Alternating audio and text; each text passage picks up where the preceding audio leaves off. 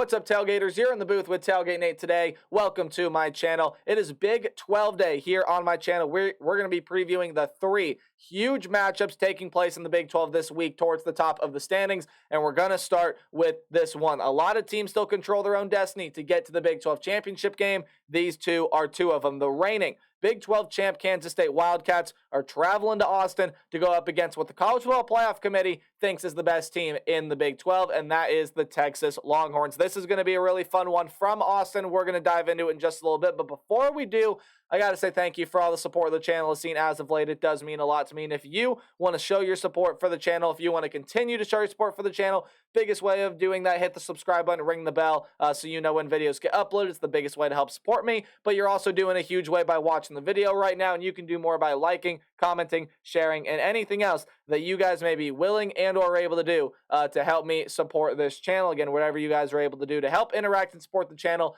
does mean a lot to me, and I greatly appreciate it. But enough about me. You guys are here to listen to me talk about Big 12 football today. Got 3 Big 12 previews on the slate for you. This one is kicking it all off. Pretty big matchup here in the Big 12 Conference. Both these two teams still control their own destiny, and they both can get a leg up here if they go ahead and win this game. Likely, whoever ends up winning this game likely has a pretty good shot to get into the College Football Playoff, although the Big 12 has a lot of big games left still to be played, of course, this being one of them. Let's dive on into the stats that both these teams have put up so far this season. The Kansas State Wildcats back in the rankings. The College Football Playoff Committee ranked them 23rd in their first initial rankings, and let's see where the stats shake up for this team so far this season. And honestly, the Kansas State, other than having a couple of poor performances this season, especially of the likes against Oklahoma State, where they just didn't look good, and really throughout the season have just not really been the Kansas State of last year. This is a really, really good Kansas State team. It's a Kansas State team people are underrating. They are legit. You need to watch out for this Kansas State team. Let's take a look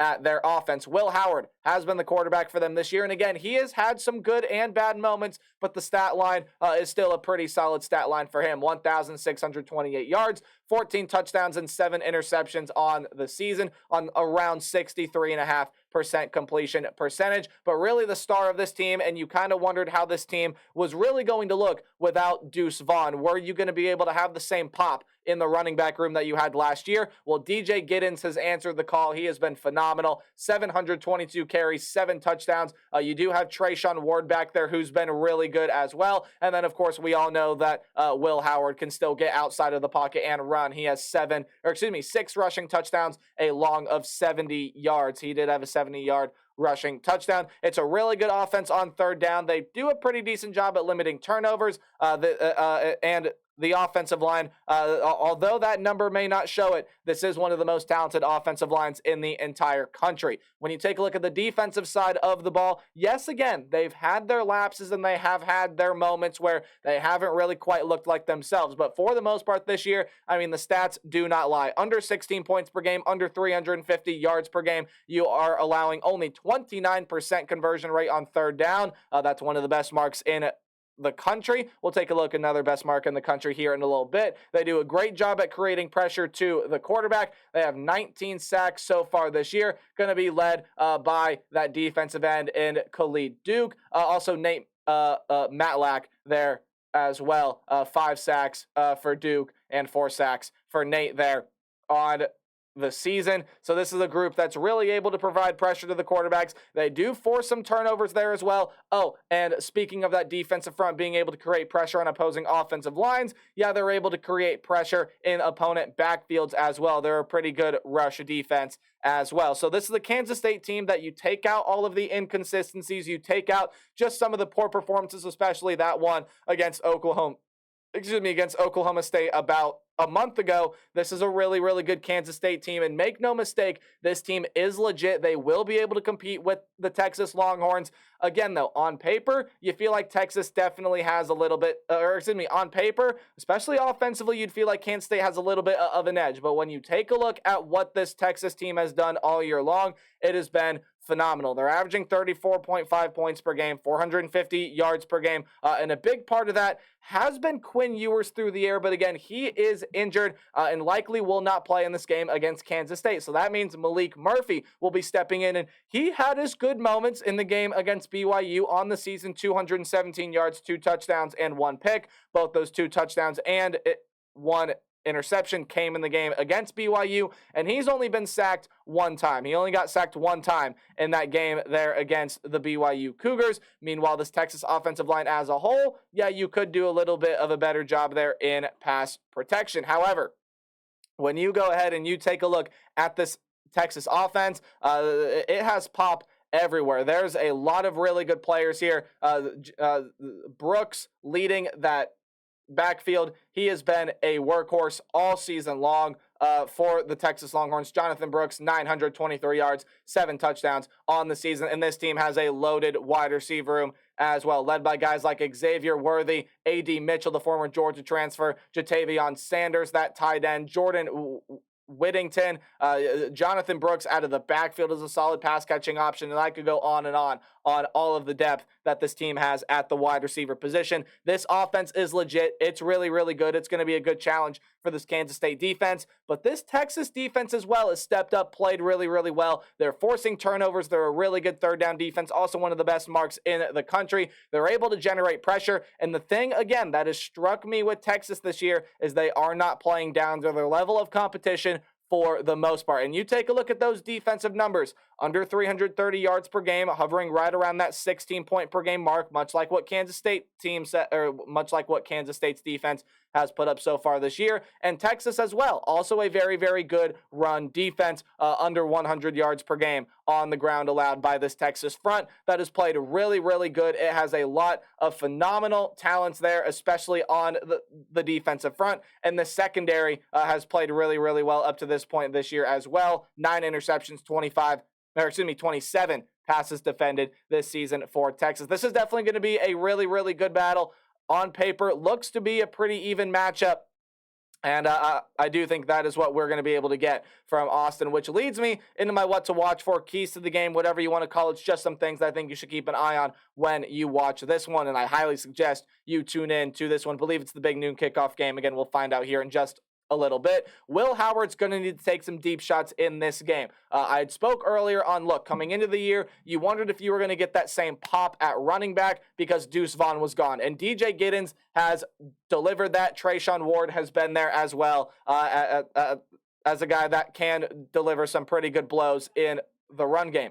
But the pop in the pass game hasn't really been there, at least consistently. Now, Will Howard is a pretty decent quarterback, and we know that he can sling it, does have a 61-yard pass this year, but the pop in the wide receiver room needs to show out in a big way here. You got to be able to gash this Texas defense, especially through the air. We know that DJ Giddens is going to have his moments. You got to be able to get the pass game going against the Texas Longhorns. Get this young quarterback, Malik Murphy, rattled. This is only going to be his second career start here. At least that's the way that it's trending.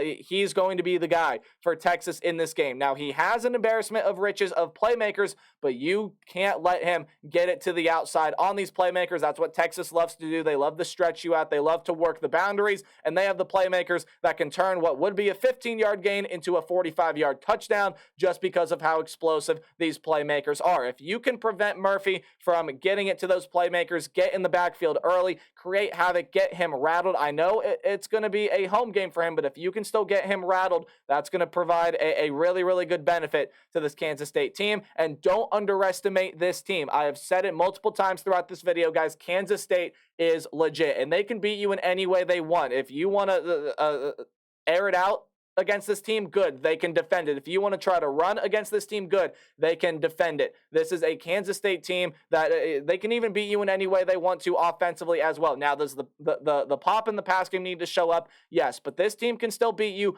Do not underestimate Kansas State. This is a dangerous football team.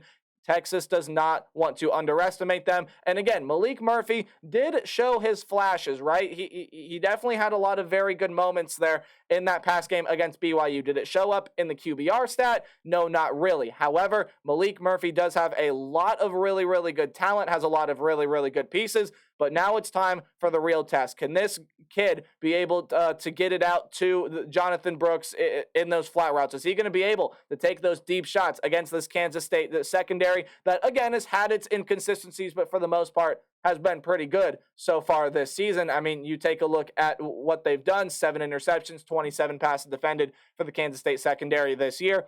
It's time for the real test for Malik Murphy. The kid's going to need to show out. He's going to need to play really, really well. The run defense is going to need to be as sharp as it's been all year long because, again, Kansas State, because that pop in the pass game is just not what it is with the run game, you're going to need to be able to slow down DJ Giddens. You're going to need to be able to slow down Trayshawn Ward and keep Will Howard in the pocket, force this Kansas State team to be able to beat you with the long ball, force them to beat you with the pass game. But what I think is going to end up deciding this game is third downs and the turnover battle. Both these teams are pretty good converting their third downs offensively, and both defenses are really, really good at not allowing teams to be able to convert those third down opportunities. And then again, the turnover battle. Which team is able to create the extra possession? Which team gives the football away more? That may very well go a long way in deciding this one. Texas is the favorite according to Vegas and the FPI, and I happen to agree with that as well. Texas still a player in the college football playoff, and even though they do not have Quinn Ewers, look, this is a game that Texas is going to need to be very wary of because I like Kansas State here.